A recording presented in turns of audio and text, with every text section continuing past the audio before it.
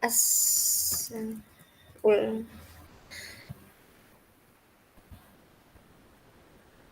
Assalamualaikum warahmatullahi wabarakatuh. Kami dari kelompok 4 hari ini akan mempresentasikan chapter 9 yaitu persediaan masalah penilaian tambahan akuntansi keuangan menengah 1 yang dibimbing oleh Bapak Dr. Sparta, SEMEAKCA. Presentasi kali ini disusun oleh saya sendiri, Zara Hairani. Saya dari Artemisia Pramesti.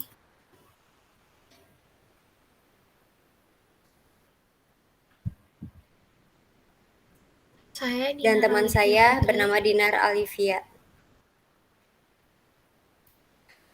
Tujuan pembelajaran pada chapter 9 kali ini yaitu kita membahas tentang tinggi rendahnya suatu nilai atau LCNRV, dasar penilaiannya, yaitu situasi khusus untuk penilaian, nilai jual relatif, komitmen pembelian, metode laba kotor yang berisi presentasi laba kotor, evaluasi metode, metode harga eceran, dimulai dari konsep sampai dengan metode evaluasi, analisa dan pelaporan, yaitu berisikan pelaporan dan analisa. Yang pertama, terendah antara biaya atau nilai bersih yang dapat realisasi. Nilai bersih yang realisasi adalah perkiraan harga penjualan dalam aktivitas bisnis normal dikurangi dengan taksiran biaya untuk menyelesaikan dan perkiraan biaya penjualan. Di sini contohnya ada nilai persediaan yang belum selesai dikurangi perkiraan penyelesaian dan perkiraan penjualan.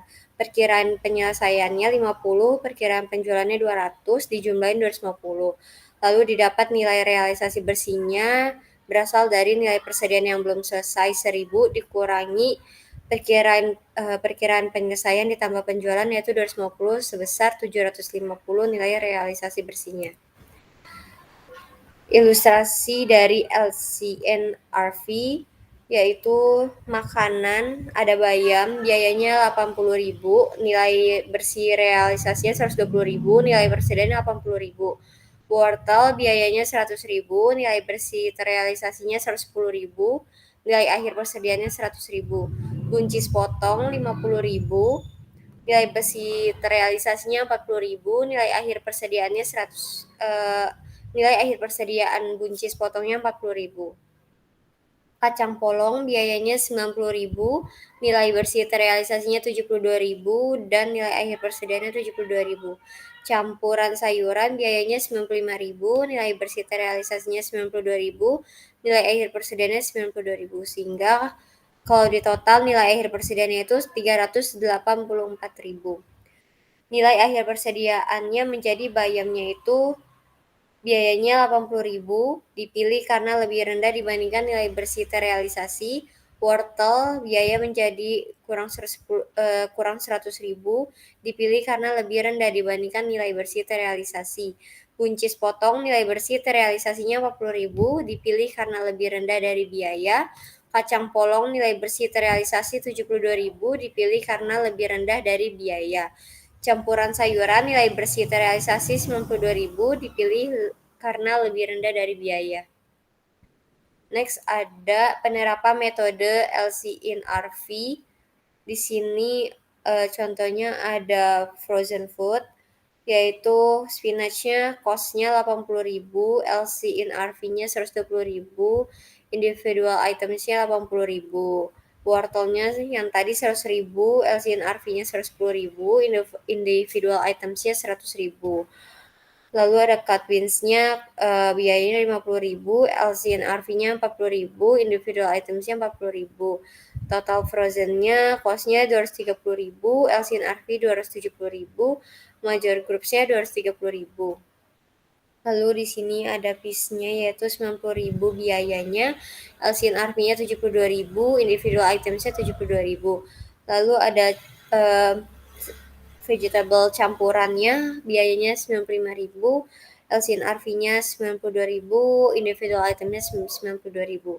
Lalu totalnya menjadi 185.000, LCNRV-nya totalnya menjadi 164.000, major groups-nya 164.000 sehingga kalau di total dari frozen Total frozen dan total canned itu kok biayanya 415.000, LCNRV-nya 434.000, individual items-nya 384.000, major groups-nya 394.000, dan total inventory-nya menjadi 415.000. Lalu next ada metode penerapan LCNRV. Dalam kebanyakan situasi, perusahaan menghargakan persediaan pada item dengan dasar item. Aturan pajak pada beberapa negara menyarankan perusahaan menggunakan dasar setiap item. Pendekatan setiap item memberikan nilai terendah untuk tujuan laporan posisi keuangan. Metode ini harus diaplikasikan secara konsisten dari satu periode ke periode lainnya. Mencatat nilai bersih yang terrealisasi, bukan biaya.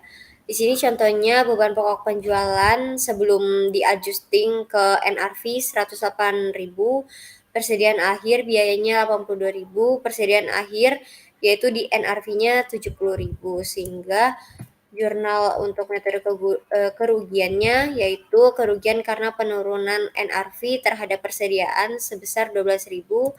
Lalu untuk metode COGS-nya, penjurnalannya beban pokok penjualan terhadap persediaan sebesar 12.000. Lalu ada penyajian dalam laporan posisi keuangan. Di sini ada laporan sebagian, metode COGS, dan metode loss. Ada aktiva lancar yang berisi persediaan sebesar masing-masing 70.000, uang muka masing-masing 20.000, piutang masing-masing 350.000, kasnya masing-masing 100.000. Total aktiva lancar dari metode COGS dan metode loss yaitu 540.000. Lalu ada penyajian dalam laporan metode COGS dan metode loss. Di sini ada penjualan sebesar 200.000 untuk COGS dan 200.000 juga untuk loss. Beban pokok penjualannya untuk metode COGS 120.000 dan metode loss 108.000. Sehingga kalau kita kurangi menghasilkan laba kotor untuk metode COGS-nya sebesar 80.000 dan metode loss-nya 92.000. Lalu ada beban operasional, yaitu berisi penjualan sebesar 45.000 untuk metode COGS dan metode loss juga 45.000. Umum dan administrasi sebesar 20.000 untuk metode COGS dan metode loss sebesar 20.000, sehingga total beban operasional metode COGS sebesar 65.000 dan metode loss sebesar 65.000. Lalu kita mencari pendapatan dan beban lainnya yang berisi rugi karena NRV persediaan. Metode loss-nya itu kita kurangi 12.000, pendapatan bunganya untuk metode COGS plus 5.000 dan metode loss-nya kita plus 5.000, sehingga total lainnya untuk metode COGS sebesar 5.000 dan metode loss sebesar minus 7.000.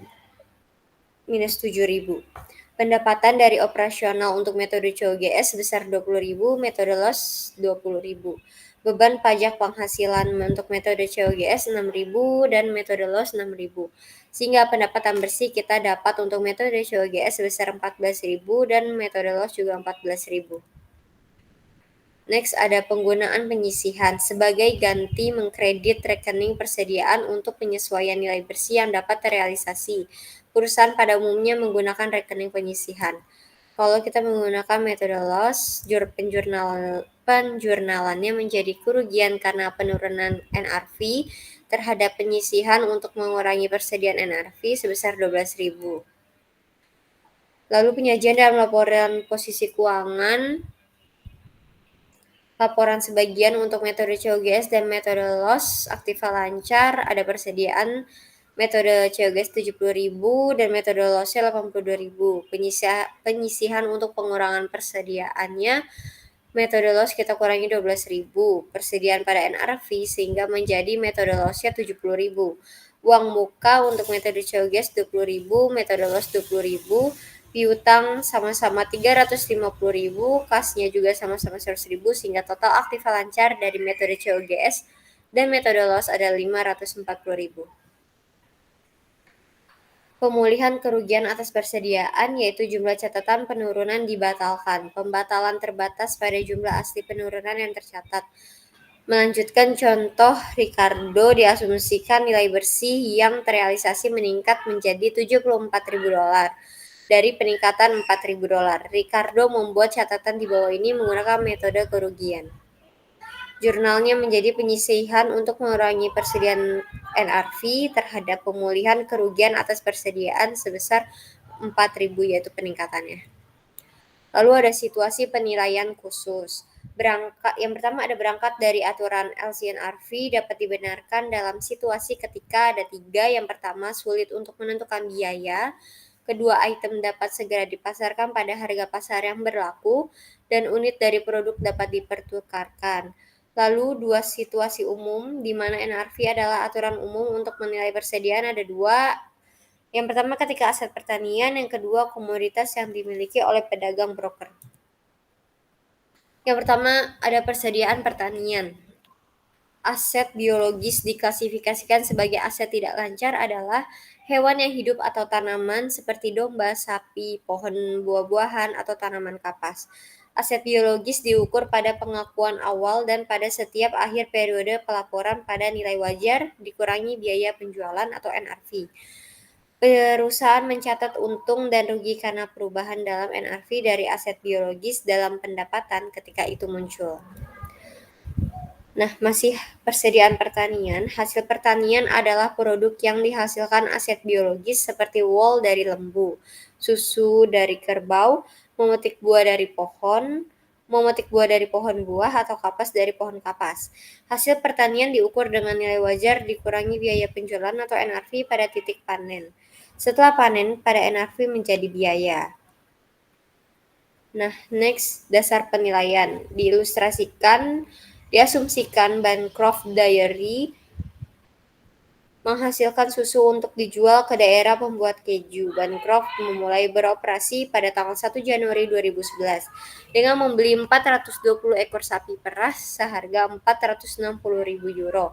Bancroft memberikan informasi terkini terkait dengan pemerahan sapi, yaitu memerah susu sapi. Ada nilai tercatat pada tanggal 1 Januari 2011 sebesar $460.000, perubahan nilai wajar karena pertumbuhan dan perubahan harga sebesar $35.000, lalu kita kurangi dengan penurunan nilai wajar karena panen sebesar $1.200 sehingga kita dapat perubahan nilai tercatatnya sebesar $33.800. Lalu kita memasukkan nilai tercatatnya pada tanggal 31 Januari 2011 yaitu $493.800 didapat dari nilai tercatat pada tanggal 1 Januari 460.000 dikurangi perubahan nilai tercatat 33.800. Lalu susu yang dipanen selama Januari menjadi 36.000. Lalu Bancroft membuat jurnal berikut untuk mencatat perubahan dalam catatan nilai sapi pemerahan. Jurnalnya ada aset biologis sapi perah terhadap laba atau rugi yang belum terrealisasi pendapatan sebesar $33.800. Nah, aset biologis sapi perah terhadap laba atau rugi yang belum terrealisasi pendapatan sebesar $33.800 ini dilaporkan dalam laporan posisi keuangan. Laporan aset biologis sapi perah sebagai aset tidak lancar pada nilai wajar dikurangi biaya penjualan atau nilai realisasi bersih. Dan dilaporkan sebagai $33.800 itu juga dilaporkan sebagai pendapatan dan beban lain pada laporan laba rugi. Next akan dijelaskan oleh Adara.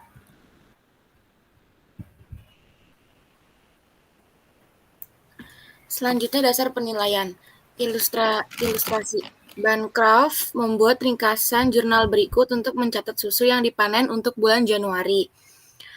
Jurnal itu persediaan susu terhadap laba atau rugi yang belum terrealisasi pendapatan itu sebesar $36.000 dengan asumsi susu panen pada bulan Januari dijual kepada pembuat keju lokal $38.500. Bancroft mencatat penjualan sebagai berikut. Jurnal itu kas terhadap penjualan sebesar $38.500 sama harga pokok penjualan terhadap persediaan susu $36.000. Next. Pedagang komoditi broker atau NRV. Umumnya mereka mengukur persediaan pada nilai wajar dikurangi biaya penjualan atau NRV. Dengan perubahan NRV diakui di laporan laba rugi, pada periode perubahan, yaitu membeli atau menjual komoditi seperti panen jagung, gandum, logam mulia, dan minyak pemanas. Tujuan utamanya adalah untuk menjual komoditas dalam waktu dekat dan menghasilkan keuntungan dari fluktuasi harga.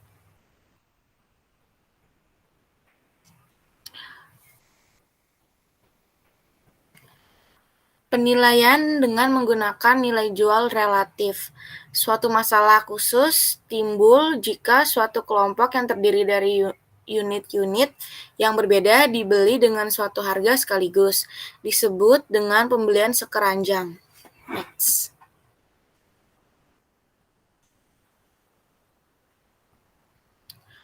Penilaian dengan menggunakan nilai jual relatif digunakan ketika membeli unit bervariasi dalam satu lump sum pembelian.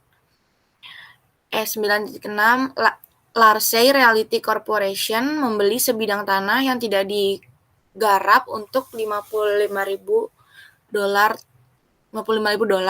Tanah ini ditingkatkan dibagi lagi menjadi coupling bangunan dengan biaya tambahan sebesar $30.000.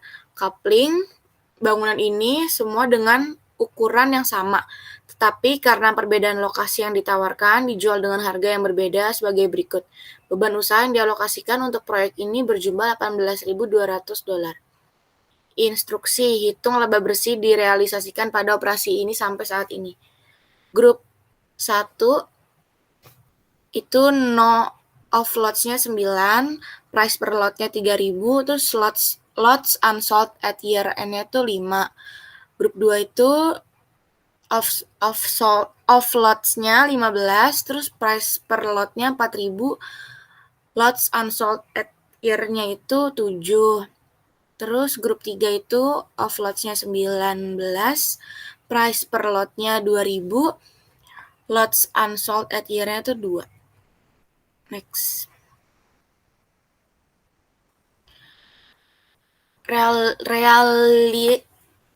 Relative Sell Value Method.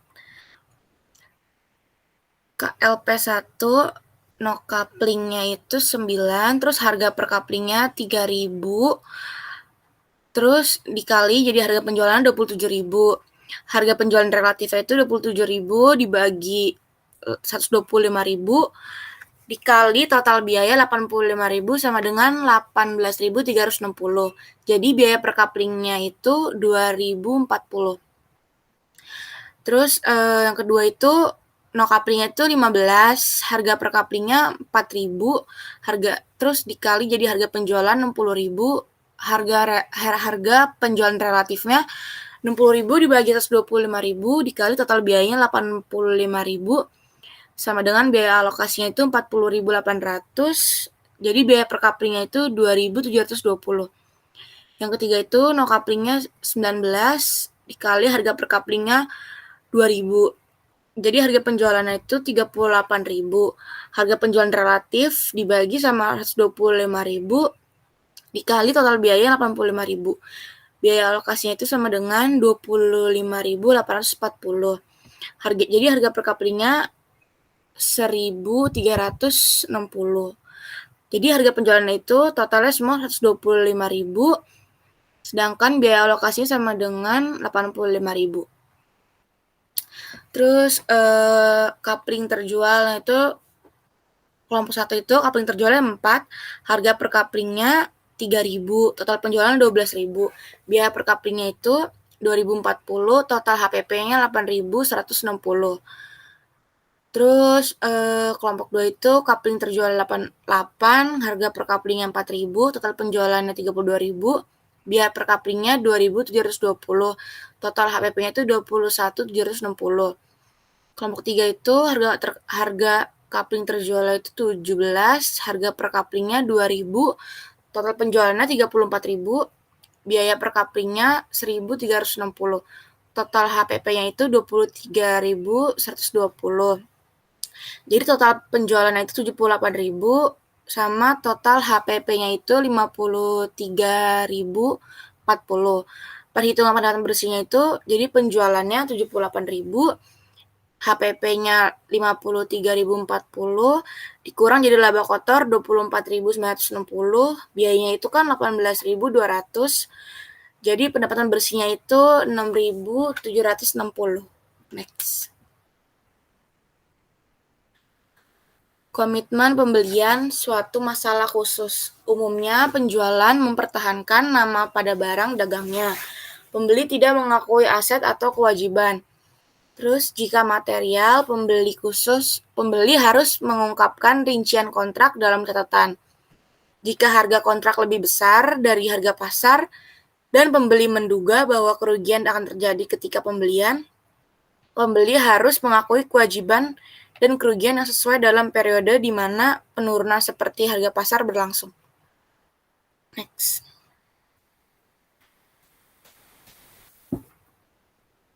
Ilustrasi ST Regis Paper CO menandatangani kontrak penerbangan yang harus dipenuhi tahun 2013 seharga 10.000 dan nilai pasar hak penerbangan pada 31 Desember 2012 itu adalah $7.000. Jurnal berikut dibuat pada 31 Desember 2012, yaitu laba rugi yang belum terrealisasi pendapatan terhadap kewajiban pada komitmen pembelian itu sebesar 3.000. Jadi pendapatan dan beban lain-lain dalam laporan R atau L. Terus kewajiban lancar pada laporan posisi keuangan itu 3.000. Next.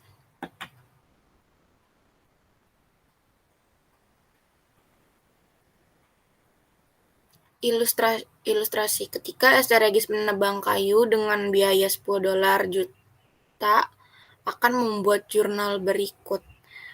Pembelian persediaannya 7.000, kewajiban pada komitmen pembelian 3.000, kasnya itu 10.000.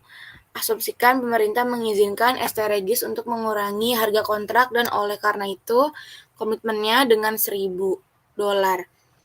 Kewajiban komitmen pembeliannya terhadap laba rugi belum terrealisasi pendapatan itu sebesar 1.000.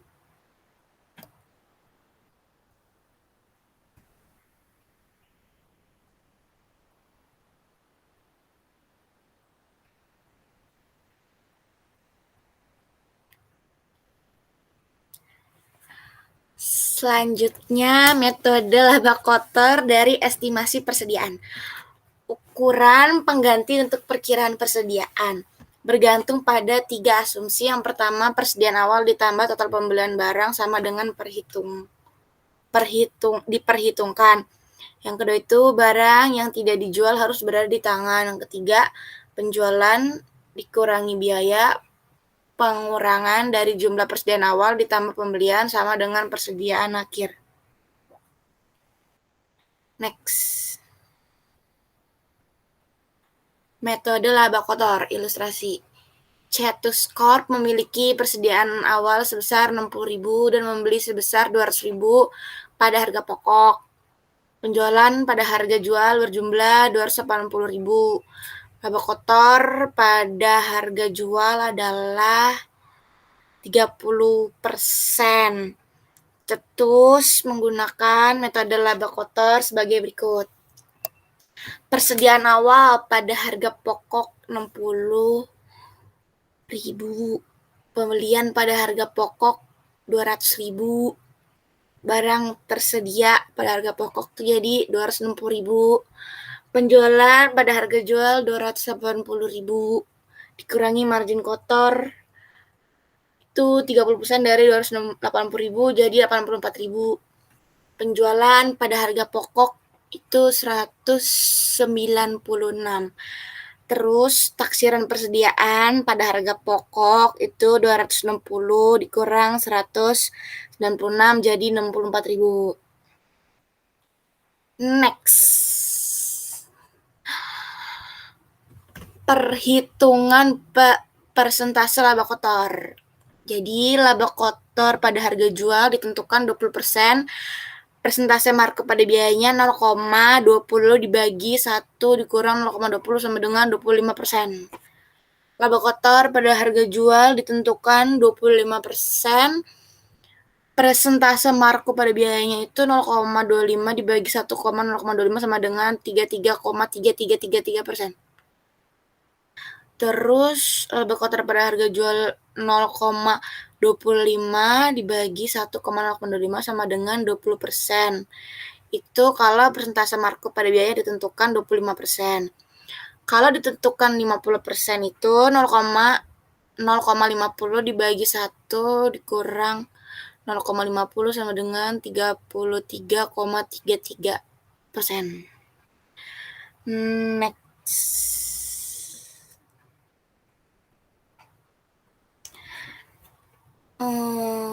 Gross Profit Method 9.14.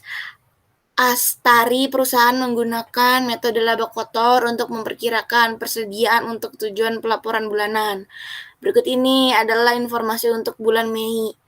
Inventory Mei tanggal 1, 160.000, purchase 640.000, freight in-nya 30.000, sales-nya 1 juta, sales return-nya 70.000, purchase diskon 12.000, instruksi A. Hitunglah perkiraan persediaan 31 Mei dengan asumsi bahwa laba kotor adalah 25% dari penjualan. B. Hitunglah perkiraan persediaan 31 Mei dengan asumsi bahwa laba kotor adalah 25% dari biaya. Next. Selanjutnya akan dijelaskan oleh Dinar Alifia Putih, oke?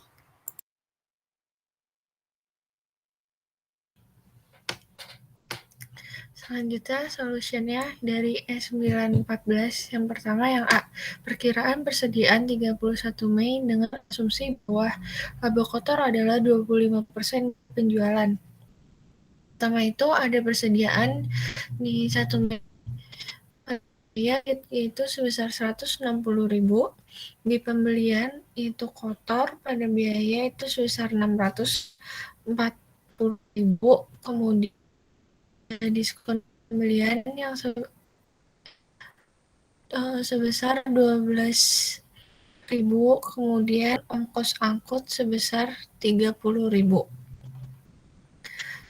Terus penjumlahan tersebut dapat barang tersedia sebesar 818.000. Anda penjualan pada jual sebesar 1 juta, ratur penjualan pada harga jual sebesar 70.000, jadi yang bersih kita dikurang sama 70.000, jadinya 930.000. Kemudian pengurangan laba kotor yaitu 25% dari 130.000 itu dapat 230. Terus ada penjualannya jadinya dapat 697.500. Kemudian dapat perkiraan 31 Mei yaitu dari 818.000 dikurang sama 697.500. Jadi perkiraan persediaan pada 31 Mei itu sebesar 120.500. Next.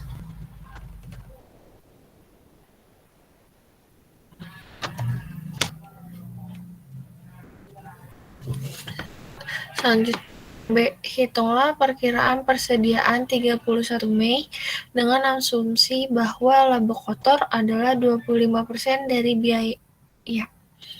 Yang pertama itu ada persediaan pada 1 Mei sebesar 160.000, kemudian ada pembelian kotor sebesar 640.000, kemudian ada diskon pembelian yaitu sebesar 12.000, kemudian angkut sebesar 30.000, kemudian ada barang tersedia itu dapat dari 160.000 ditambah 640.000 dikurang 12.000 ditambah 30.000, jadinya barang tersedia itu sebesar 818.000. Selanjutnya penjualan sebesar 1 juta, Terus ada retur penjualan sebesar 70.000. Jadinya 1 juta dikurang 70.000 itu dapat penjualan bersih yang sebesar 930.000. Terus ada pengurangan dari laba kotor sebesar 20% dari 930.000 itu 25% itu dari 100% ditambah 25%, jadi dapat 20% of sales. Jadinya pengurangan laba kotornya itu sebesar 186.000. Selanjutnya dapat penjualan sebesar 744.000. Jadi 818.000 dikurang sama 744.000. Dapat perkiraan persediaan pada 31 Mei sebesar 74.000. Next.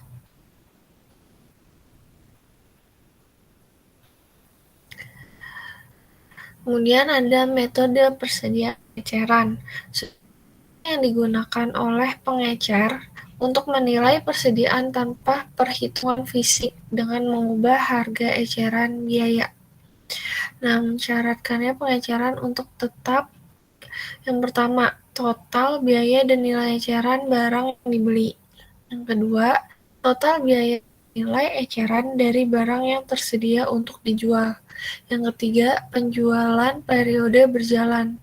Metode konvensional atau metode biaya berdasarkan LCNRV. Next.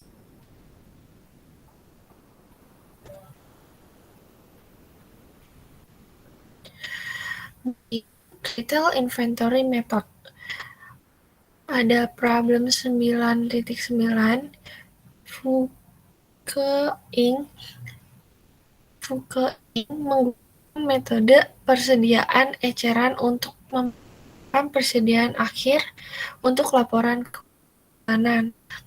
Data berikut berkaitan dengan departemen tunggal untuk bulan Oktober 2011. Yang pertama itu ada persediaan awal pada 1 Oktober. Biayanya itu sebesar 52.000, sedangkan eceran 8.000. Kemudian pembelian itu dibiaya sebesar 272.000 dan ecerannya sebesar 123.000. Kemudian ada ongkos angkut dibiaya sebesar 16.600 dan di ecerannya nggak ada. Terus potongan pembelian dibiaya sebesar 5.600, di ecerannya sebesar 8.000. Terus ada markup tambahan di eceran 1.000. Terus pembatalan markup di eceran sebesar 2.000. Markdown bersih sebesar 3.600. Kerugian yang normal di eceran sebesar 10.000. Kemudian ada penjualan di eceran sebesar 300.000. Terus opsinya siapkan persediaan eceran, diperkirakan komputasi jadwal menggunakan metode berikut. Yang pertama pakai metode konvensional, yang kedua pakai metode next.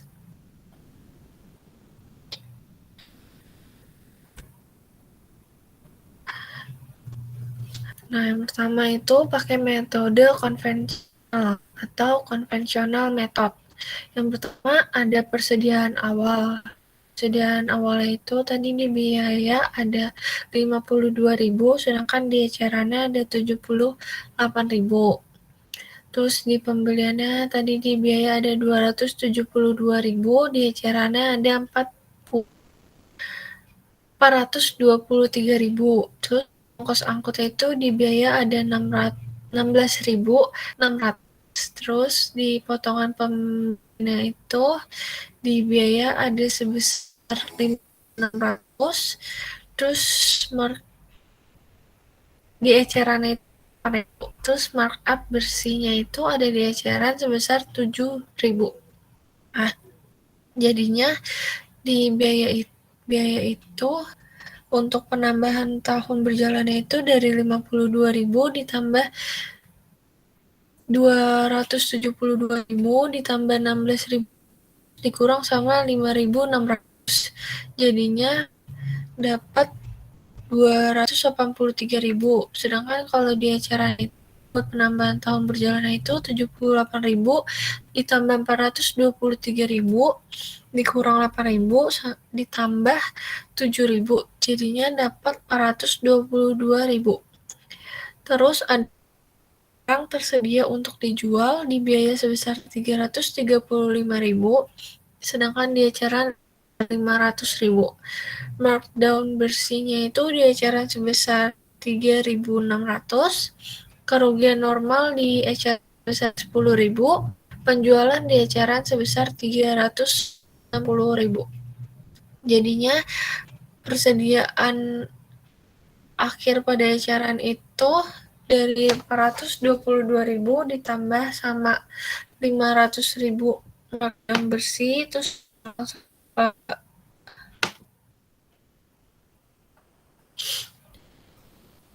markdown bersih sebesar 3.600 dikurang sama 10.000 dikurang sama 390.000. Jadinya dapat akhir pada eceran sebesar 96.400. Terus persediaan akhir pada biaya itu sebesar 90.400 dikali 67%, jadinya 64.588. 67% itu dapat dari barang tersisa untuk dijual. Next.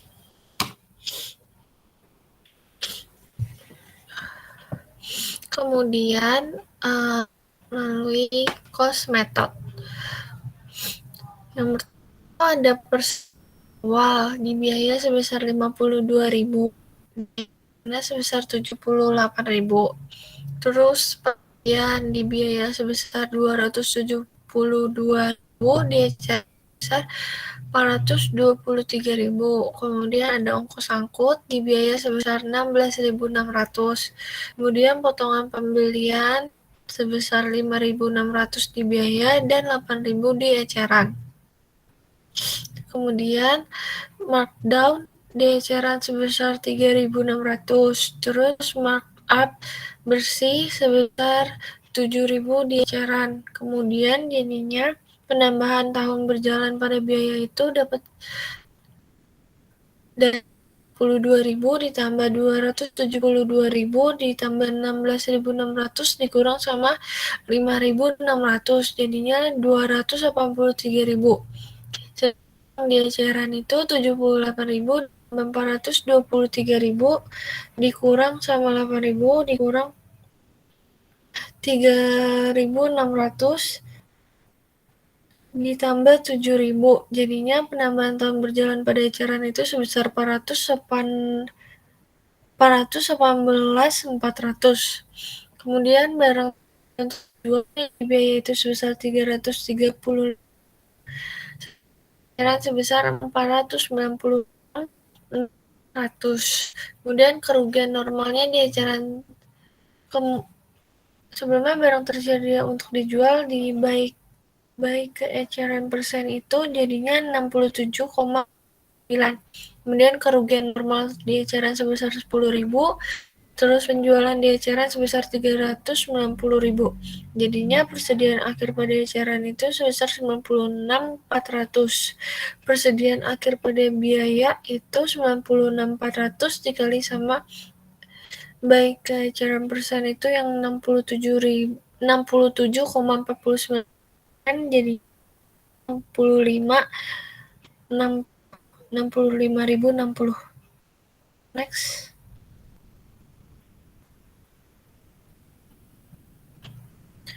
Kemudian ada metode persediaan eceran. Nah, di metode persediaan acara itu ada item khusus. Yang pertama itu ada biaya pengiriman, ada retur pembelian, dan potongan. Yang keempat ada pengalihan, yang kelima ada kekurangan yang normal, yang keenam kekurangan yang tidak normal, terus yang terakhir ada diskon karyawan.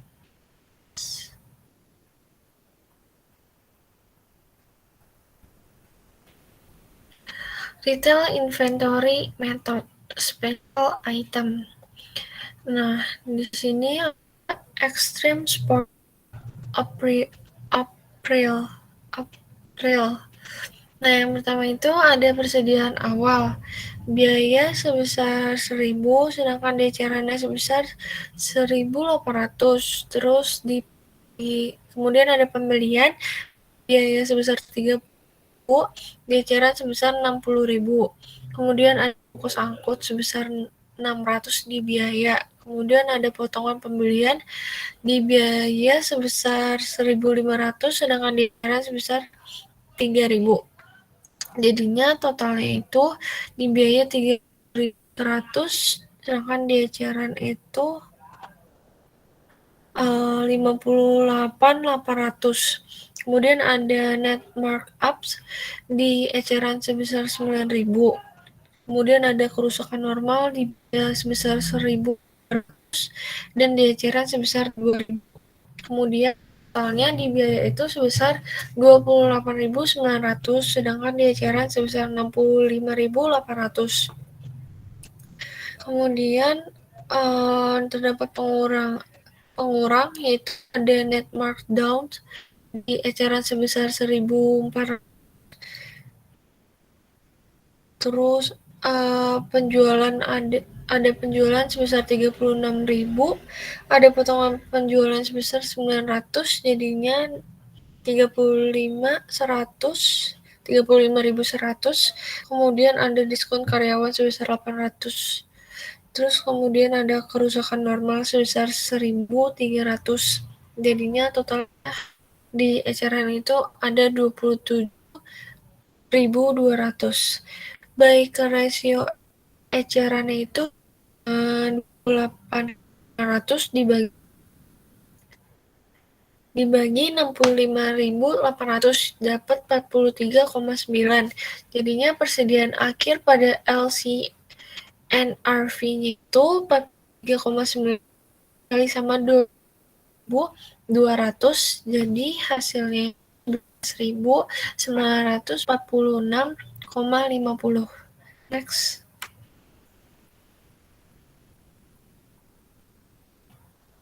Kemudian ada penyajian dan analisis. Penyajian persediaan yang di sini. Nah, di sini ada standar akuntansi memerlukan pengungkapan. Yang pertama, kebijakan akuntansi yang dianut dalam mengukur persediaan, termasuk rumus biaya yang digunakan, rata-rata terimbang atau FIFO. Yang kedua, jumlah persediaan tercatat dan jumlah tercatat dan klasifikasi, yaitu ada barang dagangan, ada persediaan produksi, bahan baku, barang dalam proses, dan barang jadi. Yang ketiga ada jumlah persediaan yang dicatat sebesar nilai wajar dikurangi biaya penjualan. Yang keempat, yang terakhir, jumlah persediaan yang diakui sebagai selama periode berjalan. Next.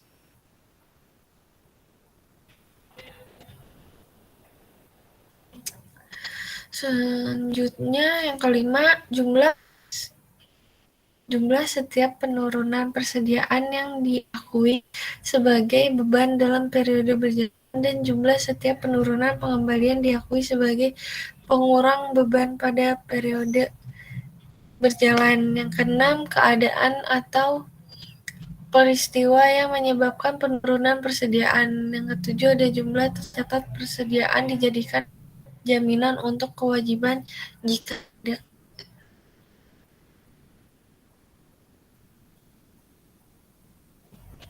Next.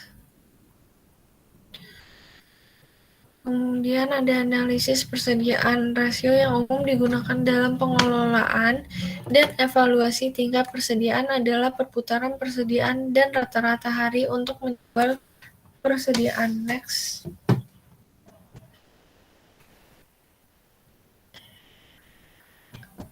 Di sini ada rasio perputaran persediaan, mengukur berapa kali perusahaan menjual persediaan selama periode berjalan. Ilustrasinya di sini itu ada dalam laporan tahunan 2009 Tate and Light PLC atau GBR melaporkan persediaan awal sebesar 560, kemudian persediaan akhir sebesar 530 juta euro dan harga pokok penjualan sebesar 2019 euro juta untuk tahun ini. Kemudian inventory turnover cost of goods dibagi sama average inventory. Jadinya 2019 per dibagi sama 562 ditambah 532 dibagi 2. Jadinya inventory turnover-nya itu 3,67 times. Next.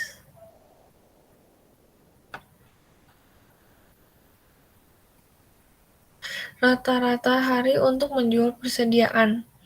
Ukuran mewakili rata-rata penjualan hari. Rata-rata jumlah hari penjualan persediaan yang dimiliki perusahaan di tangan. Sini tadi kan inventory turnover itu sebesar 367 times. Jadi average day to sell-nya itu 365 days dibagi sama 3,67 times, jadinya dapat 99,5 hari. Jadi every 99,5 hari days. Next. Question and problem. Yang pertama akan dijelaskan oleh Adara. Yang pertama itu L8.4 biaya inventory atau perpetual. Bradford Machine PLC memelihara akun buku besar untuk setiap kelas persediaan, mendebit akun tersebut untuk kenaikan selama periode tersebut dan mengkreditnya untuk penurunan. Transaksi di bawah ini berkaitan dengan akun persediaan bahan baku yang didebit untuk bahan yang dibeli dan dikredit untuk bahan yang diminta untuk digunakan. 1. Faktur senilai 8.100 syarat FOB tujuan diterima dan masuk 2 Januari 2023. Laporan penerimaan menunjukkan bahwa bahan diterima 28 Desember 2022. 2. Bahan seharga 7.300 dikembalikan ke pemasok pada tanggal 29 Desember 2022 dan dikirim FOB titik pengiriman. Pengembalian masuk pada tanggal tersebut meskipun bahan diperkirakan tidak sampai ke tempat usaha pemasok sampai dengan 6 Januari 2023. 3. Bahan seharga 28.000 dikirim FOB tujuan.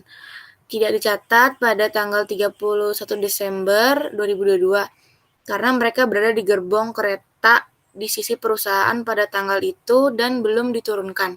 4. Faktur sebesar 7.500 syarat FOB shipping point diterima dan masuk 30 Desember 2022.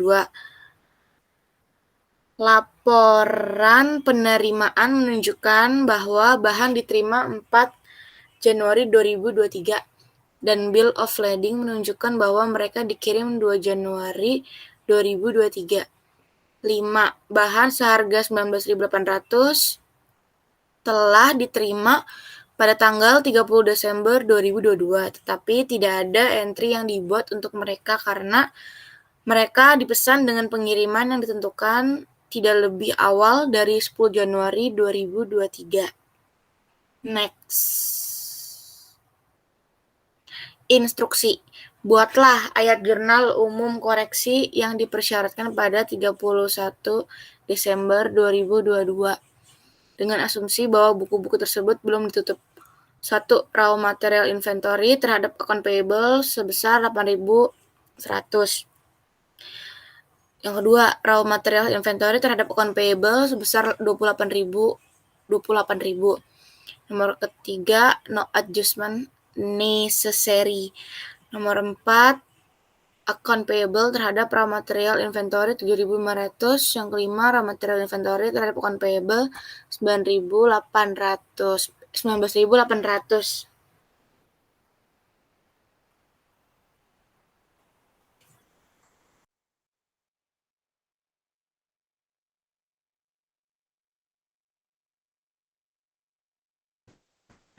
Kemudian ada E8.12 FIFO dan biaya rata-rata laporan laba rugi presentasi. Dewan Direksi Oksana ASA sedang mempertimbangkan apakah Departemen Akuntansi harus menginstruksikan Departemen Akuntansi untuk mengubah dari basis masuk pertama, keluar pertama atau FIFO dalam penetapan harga persediaan menjadi basis biaya rata-rata. Informasi yang tersedia itu terdapat sales sebesar 20.000 unit at 50 euro, terus inventory pada 1 Januari itu 6.000 unit at, terus ada purchase 6.000 unit at 22, 10.000 unit at 25, 7.000 unit at 30. Kemudian inventory pada 31 Desember yaitu 9.000 unit yang belum diketahui harganya. Terus ada operating expense sebesar 200.000 euro. Instruksinya itu siapkan laporan laba rugi untuk tahun tersebut dengan kedua dasar untuk tujuan perbandingan, dibulatkan ke tempat desimal. Next. Yang pertama itu yang A, yang ke-1 itu dari 410 sama dengan 12. Kemudian 160 25 sama dengan 4.000. Jadi totalnya 12.000 ditambah 4.000 sama dengan 16.000. Kemudian yang kedua itu 400 20 sama dengan 8.000. 60 4.000 sama dengan 8.000 tambah 4.000 jadinya 2. Kemudian yang B, FIFO-nya itu 16.000 sama kayak yang A. Terus yang kedua ada LIFO 400 30 sebesar 12.000, 10 25 1.500, 100 20 2.000. Jadi LIFO-nya itu 15.000. Next.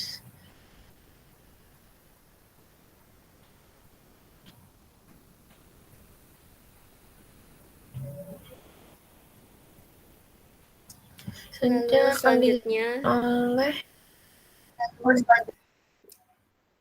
ada E8.20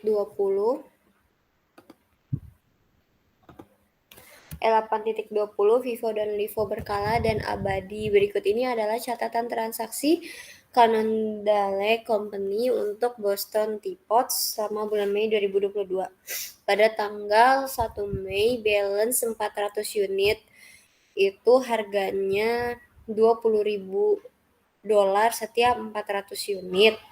Pada tanggal 12 Mei, purchase-nya itu seharga $25 setiap 600. Purchase-nya 600 unit, harganya itu masing-masingnya $25. Untuk tanggal 28 Mei, purchase-nya 400 unit dan harganya masih $30 setiap unitnya. Pada tanggal 10 Mei, selnya 300 unit, harganya $38 setiap unitnya. Pada tanggal 20 Mei, selnya 590 unit, harganya $38 setiap unitnya. Instruksi dengan asumsi bahwa persediaan perpetual tidak dipertahankan dan perhitungan fisik pada akhir bulan menunjukkan 510 unit di tangan, berapa biaya persediaan akhir menggunakan FIFO dan LIFO? B. Dengan asumsi bahwa catatan perpetual dipelihara dan mereka terikat ke dalam buku besar, hitung persediaan akhir menggunakan FIFO dan LIFO. Untuk yang A,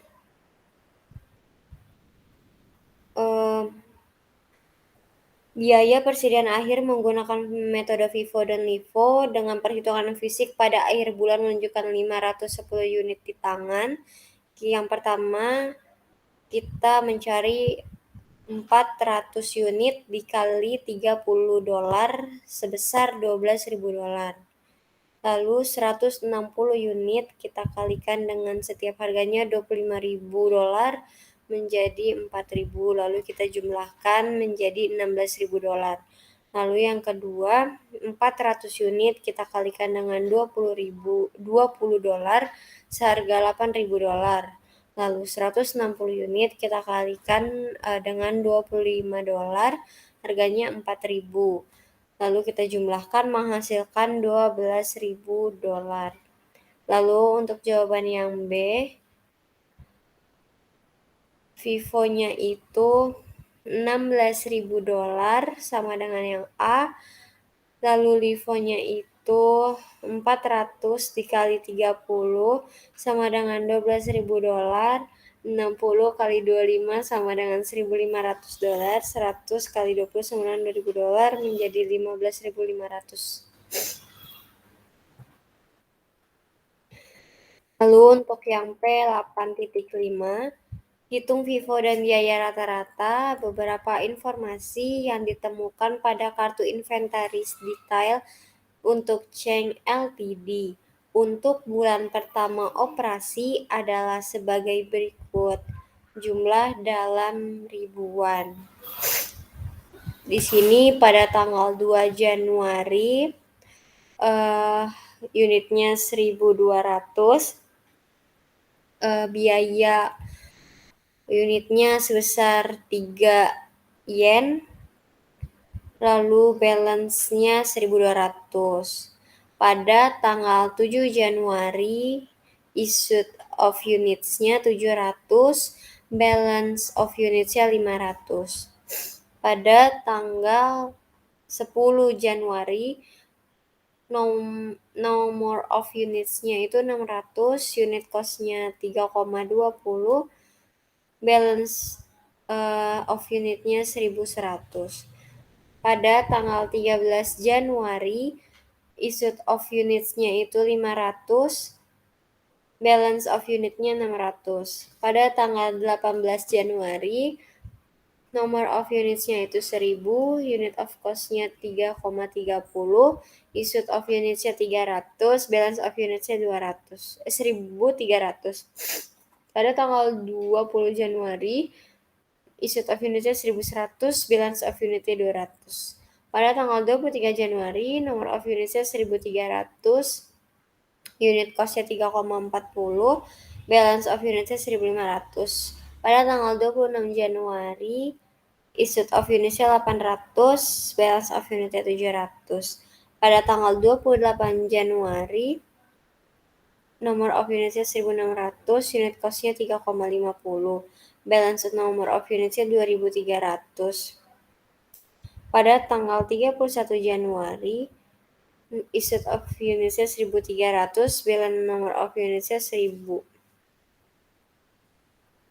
Instruksi A, dari data ini, hitung persediaan akhir pada masing-masing basis berikut. Asumsikan bahwa catatan persediaan perpetual disimpan dalam unit saja. Bahwa biaya unit kedua tempat desimal dan persediaan akhir ke 1.000 yen terdekat. Pertama masuk pertama, keluar pertama FIFO. 2. Biaya rata-rata. B. Jika catatan persediaan perpetual disimpan dalam yen dan biaya dihitung pada saat setiap penarikan, apakah jumlah yang ditujukan sebagai persediaan akhir pada 1 dan 2 di atas akan sama? Jelaskan dan hitung. Jadi di sini akunnya ada cash sebesar 165.600, inventory 120.000, return earnings 215.600, cost of goods sold-nya 810.000, income tax-nya 94.400. Lalu kita hitung laba rugi pada akhir tahunnya, sales-nya sebesar $900.000 dan pada tahun depannya itu sebesar sales-nya 1.350.000. Lalu dikurangi cost of goods sold-nya 525.000, lalu tahun berikutnya 810.000. Other expense-nya 205.000, tahun depannya itu 304.000. Lalu kalau kita jumlahkan untuk tahun 2004 itu 730.000, untuk tahun depannya 1.114.000. Income before tax-nya itu sebesar 170.000, untuk tahun depannya 236.000. Income tax-nya kalau dikali 40% seharga 68.000 dan tahun depannya itu 94.400. Lalu net income-nya sebesar $102.000 dan net income untuk tahun depannya itu $141.600. Lalu kita memasukkan cost of goods sold dan ending inventory untuk tahun terakhir. Beginning inventory-nya itu 40.000 dikali $3 sebesar 120.000, dan untuk tahun depannya juga 40.000 kali $3 120.000. Purchase-nya itu 150.000 dikali $3,5 sebesar 525.000. Tahun depannya itu 180.000 dikali $4,5 sebesar 810.000.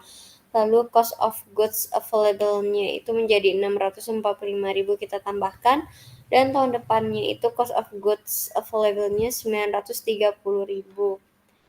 Ending inventory-nya 40.000 dikali $3 sebesar 120.000, dan ending inventory untuk tahun depan juga 40.000 kali $3 120.000. Menjadi cost of goods sold-nya itu kita kurangkan 645.000 kurang 120.000, $525.000, dan tahun depannya itu cost of goods sold-nya 930.000 dikurang 120.000 menjadi $810.000.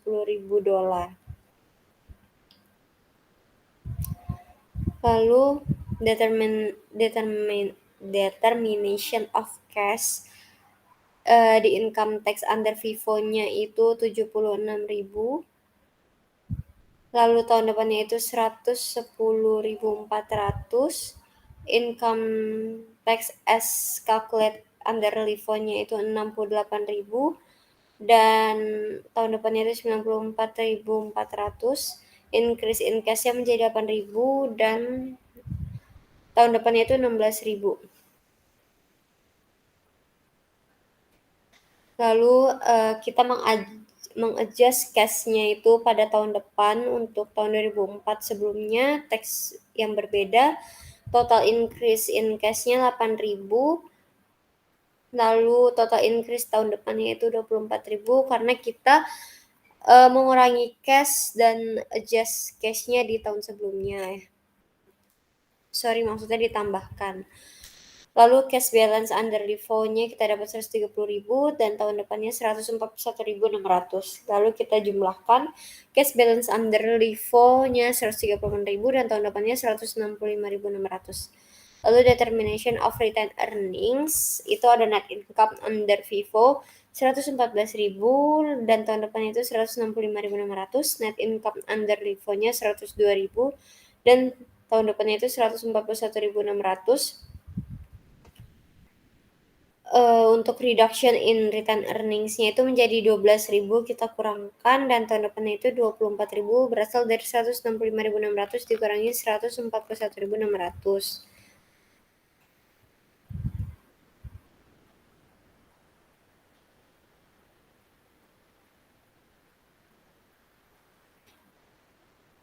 Lalu kita memasukkan adjust return earnings-nya pada tahun 2005, pada tahun setelahnya, untuk mengurangi tahun sebelumnya itu nggak ada, dan di tahun selanjutnya kita memasukkan 12.000, sehingga total reduction in return earning-nya 12.000, dan pada tahun setelahnya itu 36.000, karena kita menambahkan return earning ditambah adjustment-nya dari tahun sebelumnya. Lalu return earnings under FIFO-nya kita masukkan 200.000, tahun setelahnya menjadi 251.600. Menjadi return earnings under LIFO-nya itu $188.000, dan return earnings under LIFO-nya itu menjadi 215.600 di tahun setelahnya. Sekian presentasi dari kelompok kami, kurang lebihnya mohon maaf. Terima kasih. Wassalamualaikum warahmatullahi wabarakatuh.